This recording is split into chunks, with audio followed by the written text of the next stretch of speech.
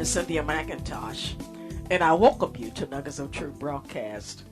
On today, I want to share some great truths from one of my favorite books in the Bible, and it's from Ecclesiastes.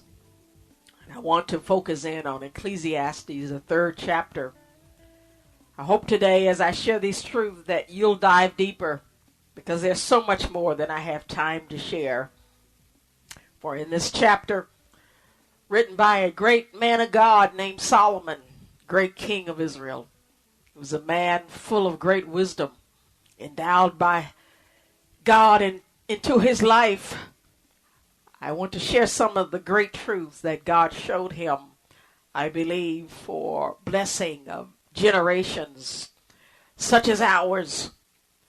I want to start reading in Ecclesiastes chapter 3, verse 1, and I want to read the first 8 verses, and it says, "To everything there is a season, and a time to every purpose under the heavens, a time to be born, and a time to die, a time to plant, and a time to pluck what is planted, a time to kill, and a time to heal, a time to break down, and a time to build up, a time to weep, and a time to laugh, time to mourn and a time to dance, a time to cast away stones and a time to gather stones, a time to embrace and a time to embrace, to refrain from embracing, a time to gain and a time to lose, a time to keep, a time to throw away, a time to tear and a time to sow, a time to keep silent and a time to speak, a time to love and a time to hate, a time of war and a time of peace." I'll stop reading there for the present. The great truth I want to share with you just from those verses is simply this, that there are God-appointed times and seasons in our life. There are God-appointed times and seasons in our life. I want you to know today there are seasons and times in our life that are very unique and special, for there are times and seasons that we don't schedule. We don't have the ability to stop it, and we don't have the ability to start it. We don't have the ability to put it on our calendar and say, this is what I'm going to do next year. This is what I'm going to do at retirement. This is what I'm going to do when I get pregnant. I plan to be pregnant on this date and birth this child on this date. I plan to start this project. I plan to be married by the time I'm 30. I plan to divorce this person next year. Oh, yes. I plan to buy a home next year. Yes, I want you to know today, we have a plan. But beloveds, God is in charge of certain seasons in our life. I'm not saying we can't schedule things. We can on our own. But as children of God, and even as sinners, non-believers, there are times when their life is so out of control because God is up to something. And know this, that every day as a believer, a non-believer, God is always up to something for our life.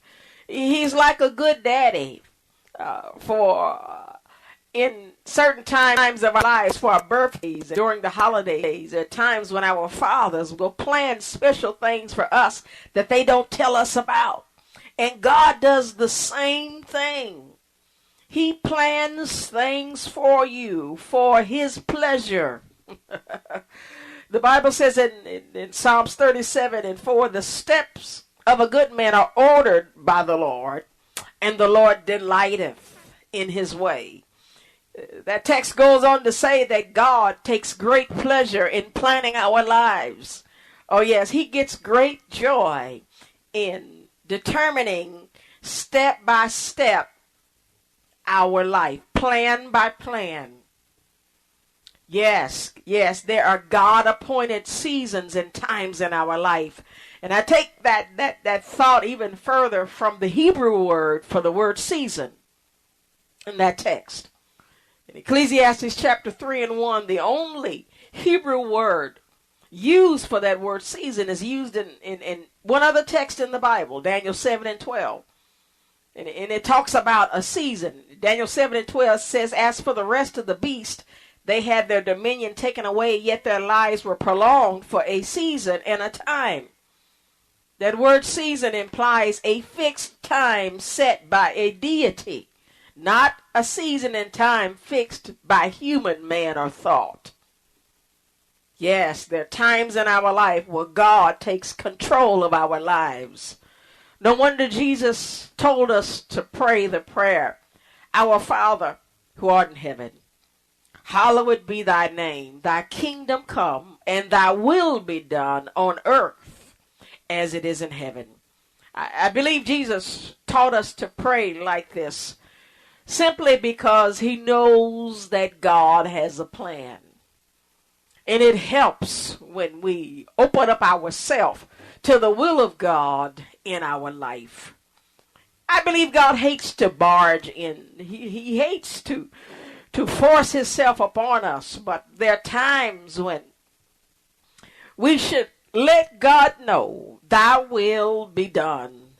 And what about this text, the writer goes on to talk about those things that God has appointed times and seasons for. He said a time to be born, a time to die. In other words, God has an appointed birth date and death date for all of us. Oh, yes.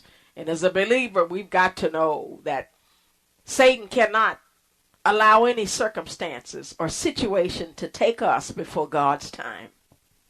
A good example of that is with Job, where Job's life was asked for by Satan, and God said, no, I'm not going to let you kill him. I'm going to let you attack his stuff. And then Satan went back after attacking his things around him, his animal, his children. Satan said, I want to attack his body, and God gave him permission to attack his body with a physical illness. But beloveds, I want you to know this. The appointed time, God raised the attack of the enemy off of Job's life and actually gave him double for what he had lost.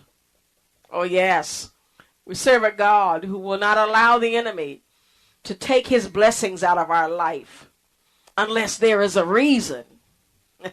And that leads me to another great truth that I'll briefly share in Ecclesiastes 3:11. God said he hath made everything beautiful in his time. Also, he has set the world in their heart so that no man can find out the work that God maketh from the beginning to the end.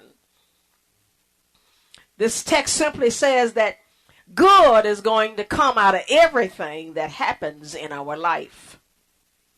Oh yes, when God allowed the enemy to attack Job, I really do believe that God wanted to give Job double.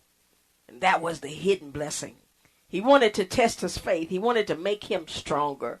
For a great step of growing intimate with the Lord is through not only his word, but through suffering.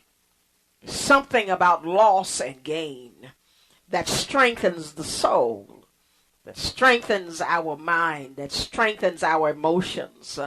It takes us into a realm where we can carry a heavy burden because we've been tested with a heavy weight of burden.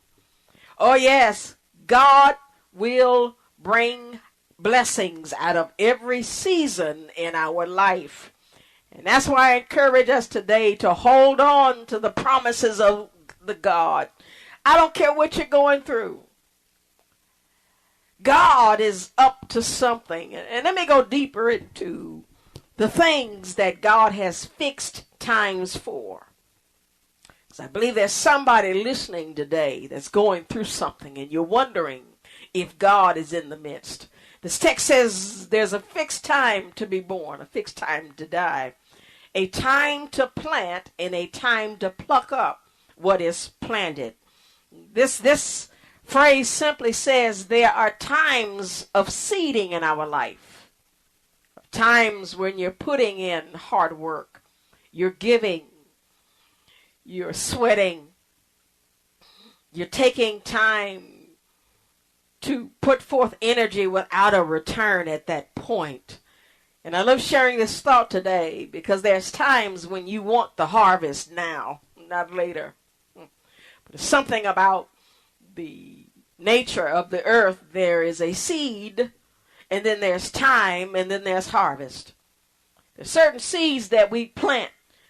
We've got to let it set a while. It has to die. It has to be covered up. It has to be given away to something that can nurture it and make it bring forth. Some of those things that we can seed into God's plan is our money. Some of us who need an increase badly. There's some of us who need God to help us to not to live to the last dime every paycheck. Oh yes, there's some of us, we really can't afford to pay tithes because our bills are greater than our paycheck. And yet we're giving God at least a tenth. And I say at least a tenth because you know what, beloved, sometimes God deserves a raise. He deserves that tenth plus that offering on a continual basis. And this must come from your heart and with God. And we've got to know that after a season, after a fixed time of testing, after a season of giving, and it hurts every time you give it, that there comes a harvest time. For this says a time to pluck, a time to plant, and a time to pluck what is planted. In other words, every seed that you plant will produce a fruit that you can then pull from the tree that has grown because of the seed you planted. Another great seed we can plant is time in our children. Children enjoy time. They like stuff, but they need us. There's something that can come from human to human contact that a new TV cannot give them. Nintendo cannot give them. Oh yes, a Wii game cannot give them. A vacation with their friends cannot give them. But there comes a time when you want to see a harvest. And I want you to know that when that child grows up and leaves your home, you've got to expect a harvest. The Bible said, train up a child in the way that he should go. And when he is old, he won't depart. The text says, if you plant good seeds while you have those babies. And I love sharing this thought today because there are a lot of fatherless babies today. There are a lot of motherless babies today that did not get the proper seeding when they were children. But now that they're grown, there's time for them to bring forth. Well, beloveds, know this, that there are God-appointed times, seasons in our life, seasons of planting, seasons of harvest. Well, beloveds, God bless you. I hope to share again with you next week.